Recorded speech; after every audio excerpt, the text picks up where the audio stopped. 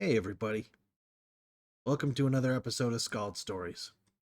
This time, we're going to be covering the chaotic good alignment. Now, what makes a chaotic good character? Well, chaotic essentially means going against authority. Basically. Not in the neutral sense.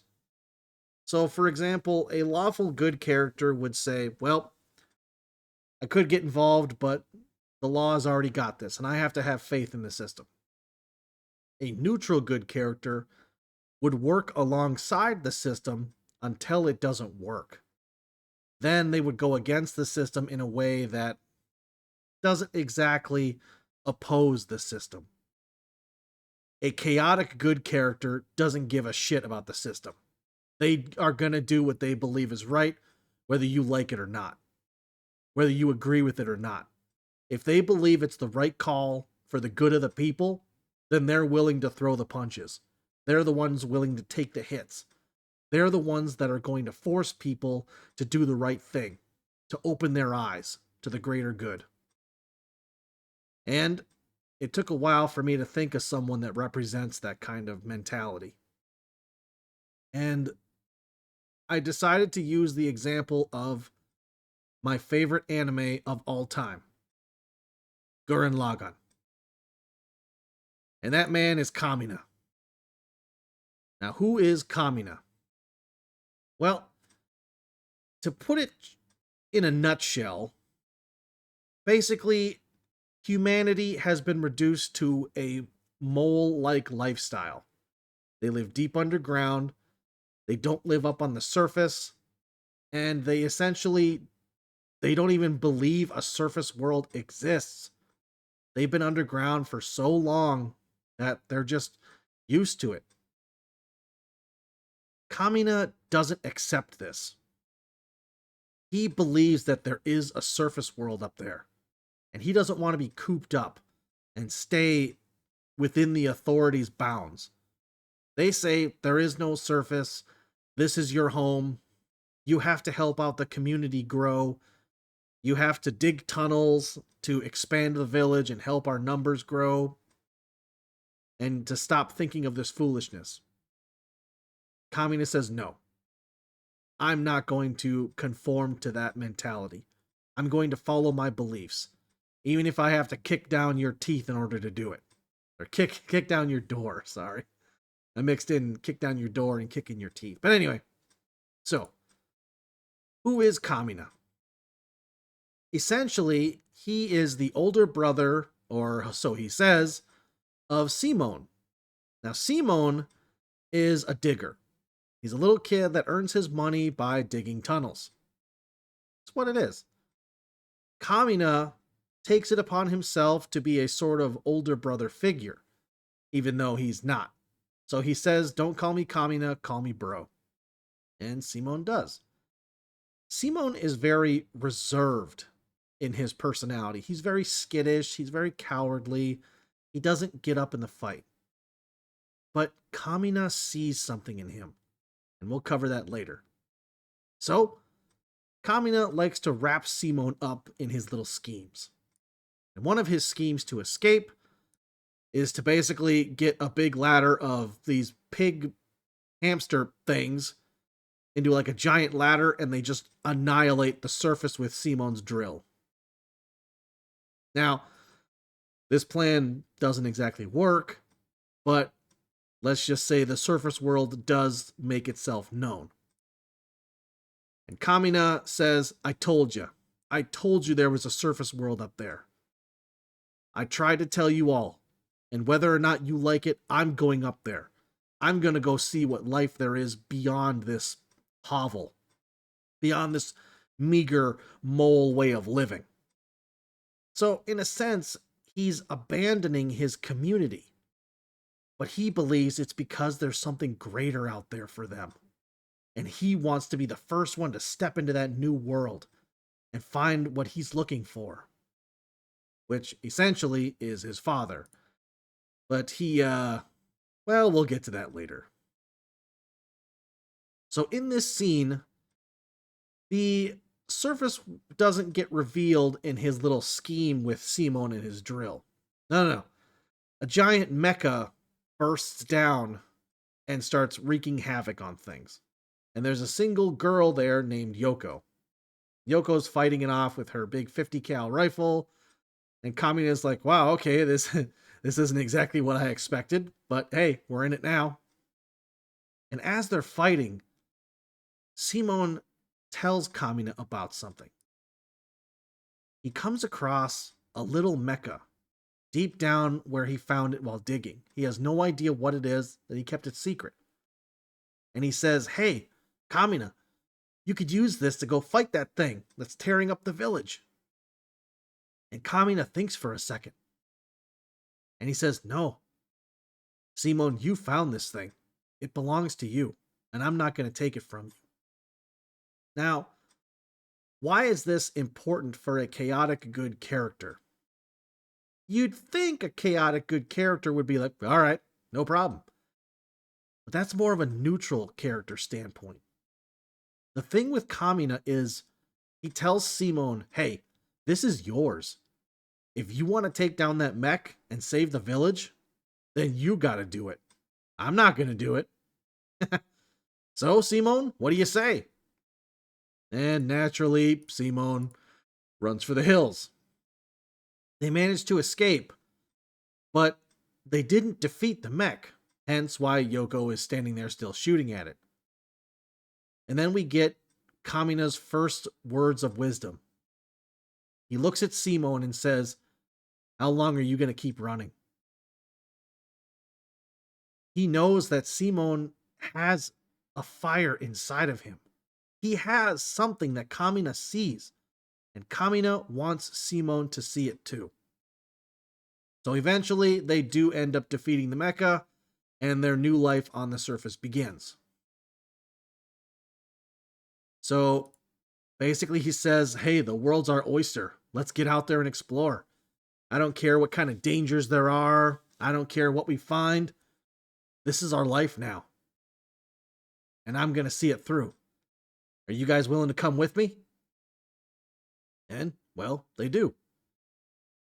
But unfortunately, the first thing he finds is his dead father. He expected to find his father out here waiting for him. Unfortunately, that didn't happen. So what happens is Kamina takes his father's cape and he says, all right, I guess it's up to me now. So as they're exploring the outside world, they come across a couple kids wandering around outside. And they're like, why are you kids out here by yourselves? And they said, well, we were drawn for the lots to leave the village. Now, spoiler alerts here. There's going to be a major spoiler alerts throughout this. I'm letting you know right now. So back out if you don't want to know any of this stuff. But they come across the village and they come across the leader of the village. And they find out that the method of population control that this village has essentially is we take a lot drawing and whoever gets drawn has to leave. Now, these kids were orphans. And the leader of the village purposefully rigged the lottery so that these two kids would leave. This sets off Kamina terribly. Because essentially, this is a cult leader. This is a cult leader that's manipulating people through fear. He doesn't let them go out and see the surface. He doesn't tell people, hey, there's something out there. Like, this guy knows. This guy knows there's a surface. He knows it's out there. But he's choosing not to tell it. And this sets off Kamina horribly because he's controlling all these people. And he almost comes to blows with this guy. But Simon and Yoko talk him out of it. And he realizes the plight of some people don't want to leave. They're comfortable in their lives. And Kamina's like, well, screw that noise. They can live in their little delusion all they want. If they want to sit here and rot away like the rest of the people, that's fine. But the problem is this guy is forcing them. He's not giving them a choice. And Kamina was very close to just revealing the secret to everybody. And eventually it does get revealed, and the village basically denies it, except for one kid who's like, fuck this, I'm coming with you guys. God, I forget that kid's name.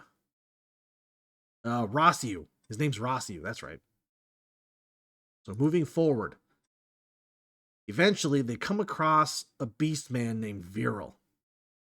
Viral essentially is a reoccurring rival character who is awesome. He detests humans. So when he comes across Kamina, he naturally is aggressive towards him. And Kamina is like, okay, well, let's do this then. And they fight. And Kamina gets his ass kicked. So Kamina's like, okay, it's on then. And Viral basically takes off and says, I got better shit to do. I'm out of here. But I'll be back tomorrow to finish you off. So Kamina prepares for the fight, and he literally sits and waits with his mecha. Yeah, he gets a mecha. They have it out, they do their thing, life goes on. Once Viral heads back to basically the Beast Man base, he tells them about this big human collective that's gathering mechs and marching upon them. So they start sending out generals, and they have a massive battle. I'm going through this kind of fast, but you'll get my points later. So eventually they have a big battle, and I believe they get captured in it. Then Kamina reveals the fire he sees inside Simone. And Simone doesn't exactly see the fire inside Kamina. Let me explain. So one day, there was a cave-in in one of the tunnels. Everyone was panicking, everyone was freaking out. But Kamina was in the cave with them, pushing everyone on, saying, let's go, we will get out of here. Don't cry, don't beg for mercy, don't accept your fate. Keep going, keep pushing, keep kicking ass. And Simone was inspired by this talk, and he did. And he pushed through, and he got through. But later, when Yoko asks him, where do you find your strength? Where do you find this confidence that you project onto other people? And Kamina looks back on this time when this cave-in happened. And he said, while everyone was around us panicking, Simone was digging. He was ahead of everyone, hunched over, just digging away. He wasn't saying anything. He wasn't panicking. He was just looking for a way out. Simone essentially said, yeah, cave-ins happen sometimes, but all you gotta do is dig your way out, right? And Kamina said, every time I'm down, or scared, or feeling like I'm not good enough, I picture Simone kneeling down in front of me, digging away, where he said, life happens, but he kept digging anyway. He says, I look at his back staring at me, all hunched over, digging away, like he's laughing at me for being a coward. So I have to prove to Simone that I'm not a coward, that I can help push other people to find that fire inside of them. Now, in my last video, I talked about how Gandalf does the same kind of thing, where he wants people to grow on his own. Or on their own, sorry. Or he doesn't want to be a crutch for people to rely on. Kamina doesn't mind being a crutch. But he says to people, you can do this. I don't want you to discover it for yourself because I already know it's there. And I want you to wake up that part of you. So wake it up. Get off your ass and make something. Because I know you can do it. Well, Eventually, they do break out of it. I believe they were captured and they break out. And the battle with the first general, Beastman General, ensues.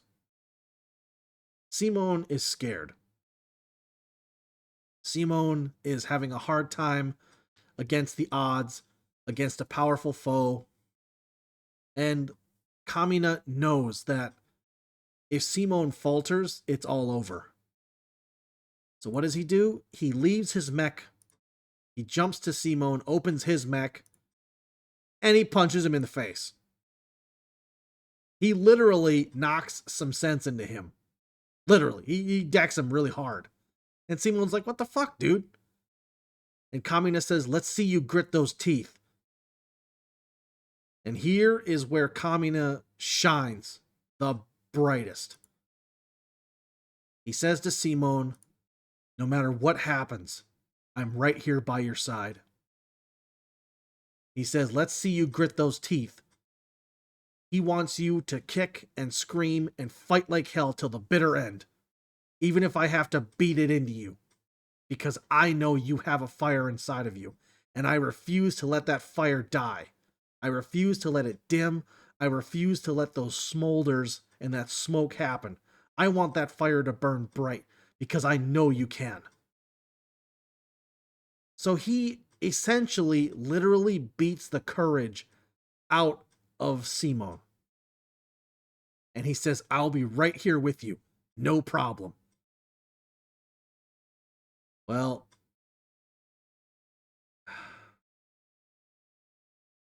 Kamina unleashes one last bit of fight inside of him, but he doesn't make it. He doesn't make the battle. He fights as hard as possible, and they do win the fight. They do make it out alive. But his injuries are just too much. And his literal last words to Simon are, later, buddy. That's it. He's gone.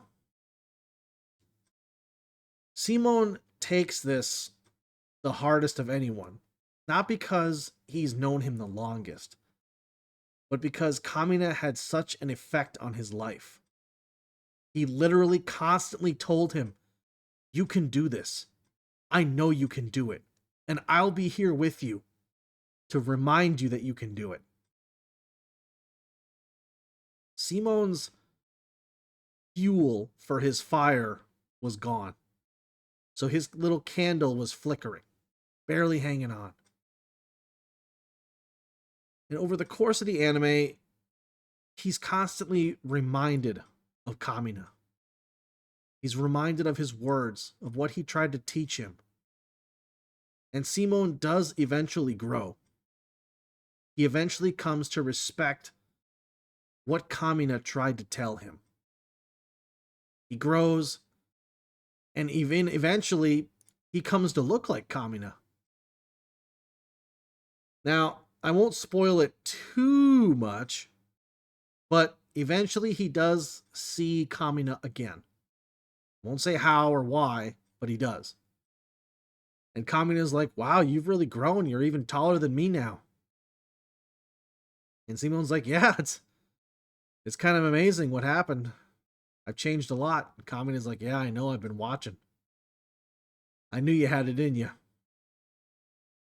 I knew you could do it, Simon. All you had to do was find it within yourself. So what does Simon take away from this?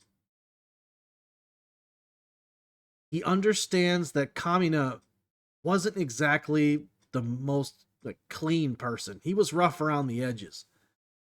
He forced people to fight, essentially. He forced people into battle because he didn't want courage to die. He didn't want fear to take over. He wanted everyone to know that you can do it. And I refuse to let you think otherwise. I refuse to let other outside forces put out your fire. And that's what Kamina stood for. And that's what a chaotic good character, I believe, represents. It represents doing the right thing against all odds, no matter who's against you, even the people you're trying to help, even if they are against you. You still press on, you still fight, you cause as much chaos as possible because you're doing the right thing when no one else will. And you don't care who gets in your way. Even if it's the people you're trying to help, whether they're scared or afraid, or they're literally trying to say, hey, you're disrupting our peaceful lives. Kamina says, your lives aren't as peaceful as you think they are because you're blinding yourselves to the truth. There's more out there and you're refusing to see it. And I'm going to make you see it whether you want to or not. You know why? Because it's going to make your life 10 times better. So the moral of the story comes from, it's not just forcing the good onto people. It's forcing them to accept what they are capable of. Kamina doesn't waste his time on people that he knows won't change, on people he doesn't see potential in. He saw the potential in Simone, and Simone grew into a very good person, into a very capable warrior, into a leader, someone that spread that message to other people, to spread those teachings.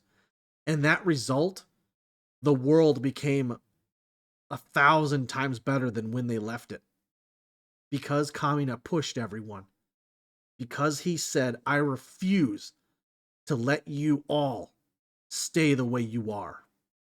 Because I see how miserable everyone is. How everyone is holding on so tightly to the tiny little bit of control that they have when there is so much more out there. The world is out there waiting for you, and you're just sitting here on your asses. Well, you know what? I'm not going to let you waste this opportunity.